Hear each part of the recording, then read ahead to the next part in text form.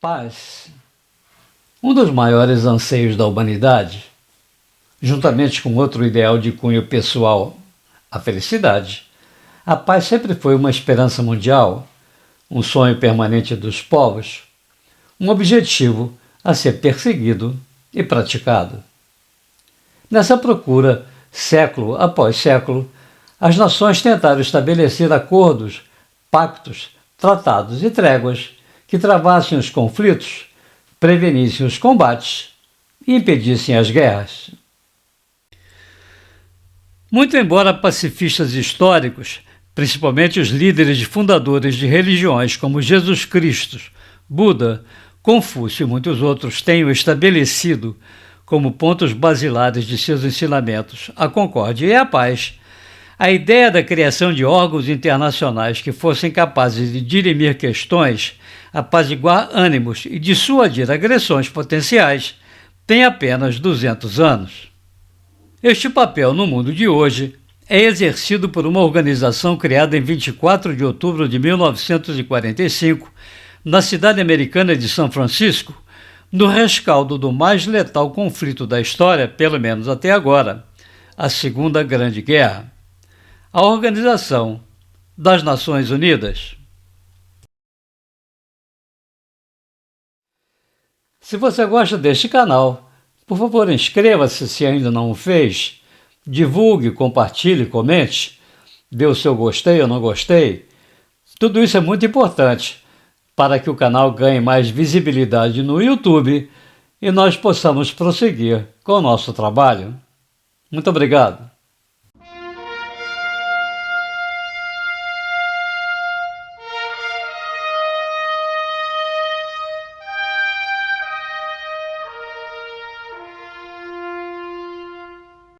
Tratados de paz sempre fizeram parte da história.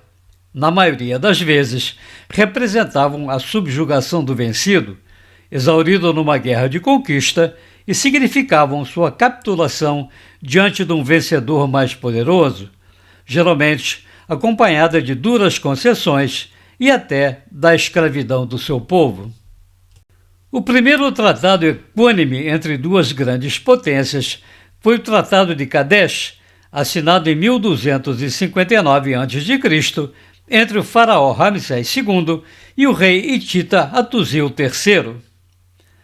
Após um longo conflito pelas posses de terra no Mediterrâneo Oriental, ambos os reinos, acossados por outros inimigos, os egípcios pelos povos do mar, tribos marinheiras vindas do mar Egeu, os hititas pelo crescente poderio dos assírios, resolveram celebrar uma paz justa e duradoura.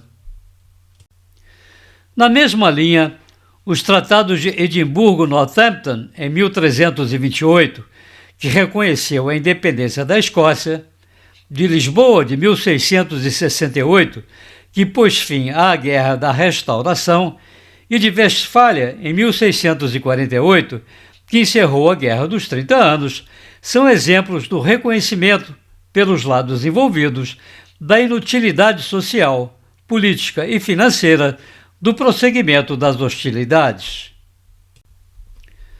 Mas, mesmo sendo às vezes multilaterais, estes tratados cobriam apenas o cessar-fogo em uma pequena parte de um mundo em permanente conflito e não tinham qualquer jurisdição sobre as outras nações. As primeiras iniciativas de criação de um órgão permanente de paz com poder para dirimir desavenças continentais, surgiram logo após as guerras napoleônicas. Entre novembro de 1814 e julho de 1815, o Congresso de Viena exerceu praticamente as funções de um órgão de paz, rearrumando uma Europa estilhaçada pela ambição de Napoleão Bonaparte, estabelecendo as bases para um equilíbrio que, supostamente, iria prevenir futuros conflitos. Como era de se esperar, seus efeitos duraram pouco tempo. Profundos interesses contrários de seus signatários deflagraram uma série de confrontos bélicos que, 100 anos depois, em 1914, iriam desaguar na hecatombe da Primeira Grande Guerra. A inesperada carnificina, que ceifou mais de 20 milhões de vidas e deixou outros tantos feridos, fez a humanidade ter um momento de reflexão. Esta reflexão propiciou o surgimento da primeira organização efetivamente instituída para assegurar uma paz global e com poderes de resolver questões como a designação de fronteiras, a situação de refugiados e prisioneiros de guerra, punições a países agressores e processos para resolver disputas futuras. A Liga das Nações, ou a Société des Nations, foi criada em abril de 1919, a partir das disposições do Tratado de Versalhes, inspirada nos 14 pontos, um conjunto de recomendações enunciadas pelo presidente dos Estados Unidos, Woodrow Wilson, em seu discurso ao Congresso americano em 1918. Com 45 nações membros, a organização foi desenhada para não permitir que algo parecido com o conflito de 1914, a guerra para acabar com todas as guerras, pudesse acontecer novamente. De novo, não deu certo. Os problemas começaram a surgir logo no início, quando o Senado americano, apesar de ter sido Woodrow Wilson um dos mentores da sua criação, não aprovou a participação do país na organização. A seguir, a iniciativa de estabelecer mandatos para administrar regiões com questões fronteiriças acabou por se transformar num desastre. A falta de critério para distribuir território, desprezando características culturais e religiosas, acabou por fomentar revoltas e desavenças, cujas consequências nós sentimos até hoje.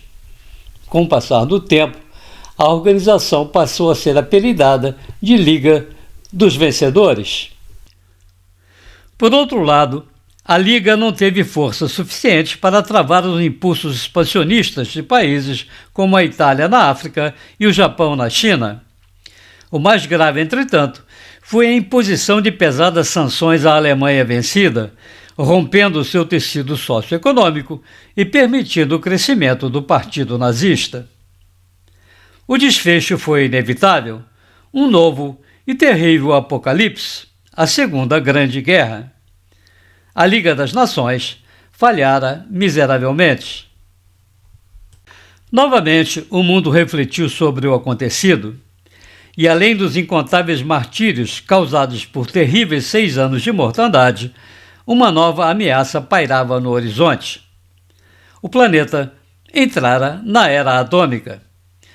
A visão de uma guerra ainda mais aterrorizante, que poderia pôr em risco a existência mesma da raça humana, convenceu a maioria das nações da necessidade de uma organização destinada a preservar a paz.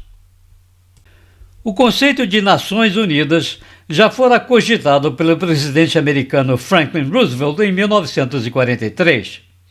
Com a aproximação do fim da Segunda Guerra Mundial, a proposta do estabelecimento de um órgão supranacional destinado a manter a paz tomou corpo, com a União Soviética, a China e o Reino Unido aderindo ao processo. Em 1944, a Conferência de Dumbarton Oaks, em Washington, D.C., delineou as bases para a efetiva constituição da Organização das Nações Unidas. Após meses de preparação, a ONU iniciou suas operações em 24 de outubro do ano seguinte, com a adesão de 51 membros. Seu escopo agora era maior e mais ambicioso do que jamais fora o da Liga das Nações. Financiada por contribuições voluntárias de seus membros, seus objetivos, além de manter a segurança e a paz mundial, estendiam-se a promover os direitos humanos, auxiliar no desenvolvimento econômico e social das nações, proteger o meio ambiente e prover ajuda humanitária nos casos de fome, desastres naturais e pandemias. Atualmente, com 193 países participantes, a ONU transformou-se num complexo organismo de participação mundial, abrigando uma série de conselhos, dos quais destacam-se o Conselho de Segurança e o Conselho Econômico e Social, e as agências FAO para Alimentação e Agricultura, OIT para o Trabalho, Unesco para Educação, Ciência e Cultura, Unicef para a Infância e OMS para a Saúde. Diferentemente da Liga das Nações, a ONU conta também com sua força de paz, um contingente militar que hoje soma mais de 90 mil soldados. Acrescidos de um total de 45 mil empregados civis, diretos e indiretos, a folha de pessoal da organização totaliza 135 mil pessoas. Tudo isso representa um orçamento anual de 4,5 bilhões de dólares. E a pergunta que hoje se faz, exatos 79 anos após sua fundação, é: a ONU é necessária?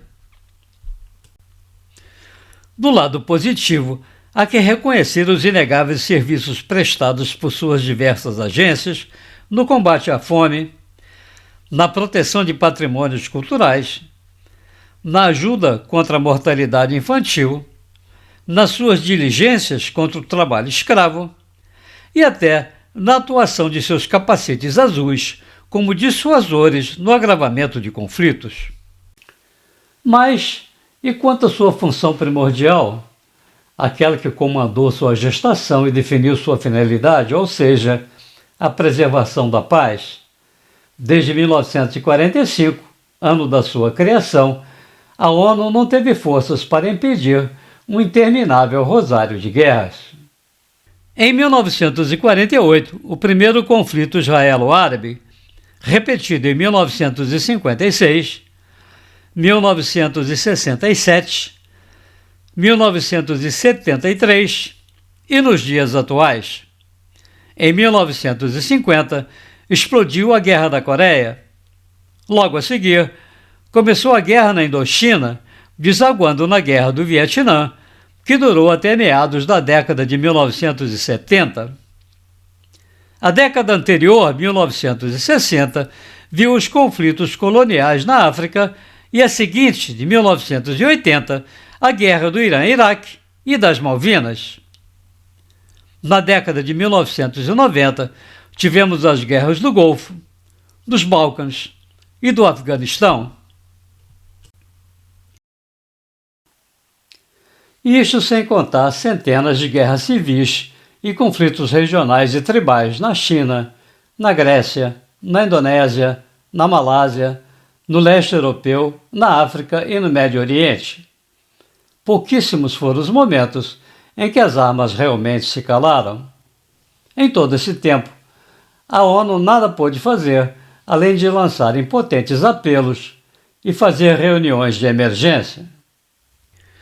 Um flagrante caso de relevância do órgão deu-se quando, apesar de ter o seu Conselho de Segurança decidido contra a invasão do Iraque em 2003, os Estados Unidos, um dos seus componentes mais importantes, simplesmente ignorou a decisão.